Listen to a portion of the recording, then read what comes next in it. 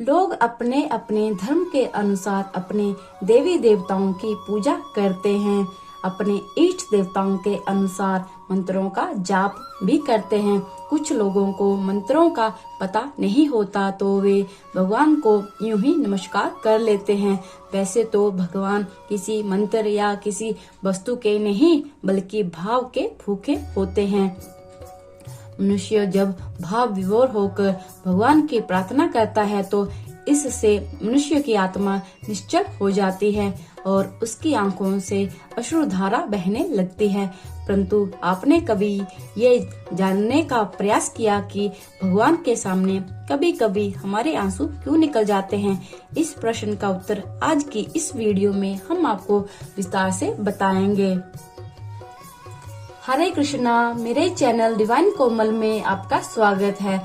मेरी वीडियो पसंद आए तो चैनल को सब्सक्राइब करना ना भूलें और साथ में बेल आइकन को जरूर प्रेस करें जिससे मेरी आने वाली वीडियो की नोटिफिकेशन आपको मिल सके। तो चलिए वीडियो को शुरू करते हैं। तो सबसे पहले बात करते हैं आंखों से अश्रु निकलने के सकारात्मक पहलुओं की। दरअसल भगवान की पूजा का मतलब धूप दीप निवेद्य अर्पण करने से नहीं बल्कि पूजा का मतलब खुद के मन को भगवान से जोड़ने से है। अर्थात खुद को भगवान को समर्पित कर देना ही असली साधना है। ऐसे में जब शुद्ध मन से भक्त भगवान के दिव्य स्वरूप का ध्यान करते हैं और उनका स्वरूप आपकी बंद आंखों के सामने आ जाता है तो उनके अद्भुत रूप को देखकर भाव विभोर हो जाते हैं। आंखों से आंसू आने का एक ये कारण भी हो सकता है। दूसरा, अगर खुद का भगवान से जुड़ाव महसूस कर रहे हैं तो किसी भी परेशानी में अपने इष्ट देव को याद कर रहे हैं तो ऐसा अक्सर होता है कि जब आप परेशानी में हो तो रोककर चिल्लाने लगते हैं। उदाहरण के लिए किसी बच्चे को जब चोट लगती है तो वो तुरंत उतनी तेजी से नहीं रोता जितना माँ की गोद में आने के बाद रोता है।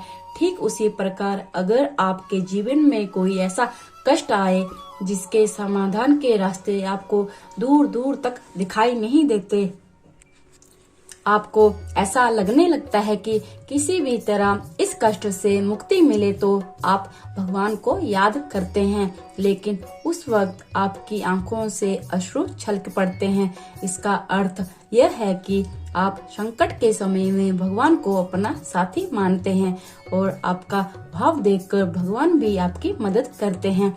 पूजा अर्चना के समय अश्रु निकलने के कई और भी कारण हैं, जिनमें से एक ऐसा भी है जिसे समझने के लिए आपको मंदिर निर्माण की प्रक्रिया को समझना होगा।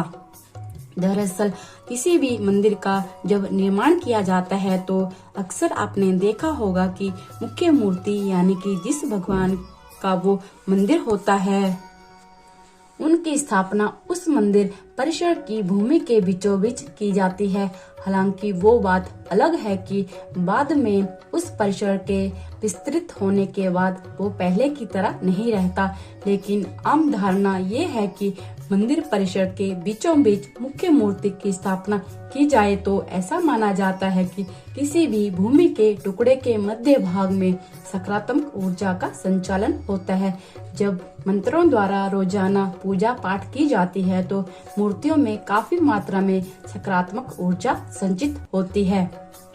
इसीलिए जब कोई मंदिर जाता है तो उसकी नकारात्मक ऊर्जा यानी कि नेगेटिव एनर्जी बाहर आने लगती है और नकारात्मक ऊर्जा के बाहर आने का एक तरीका रोना भी होता है। इसीलिए संपूर्ण ऊर्जा से भरी मूर्ति के सामने या फिर मंदिर परिसर के सामने जब आप बैठते हैं तो भावनात्मक रूप से भगवान के साथ लगाव बढ़ जाता है और अपने दुख प्रकट करने लगते हैं। ऐसा सिर्फ भगवान के सामने या मंदिरों में ही नहीं होता बल्कि किसी सिद्ध पुरुष के सामने जाने से भी होता है।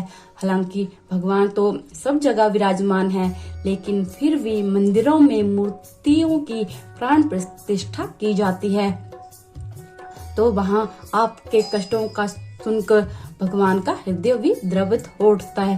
भक्तों की करुणा पुकार सुनकर भगवान नंगे पांव दौड़े चले आते हैं।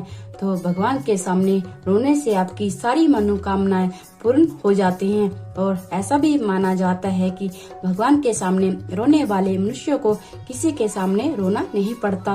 आज की इस वीडियो में फिलहाल इतना ही। अगर आज की ये वीडियो आपको अच्छी लगी हो तो इसे लाइक और शेयर करना ना भूलें। हरे कृष्णा, धन्यवाद।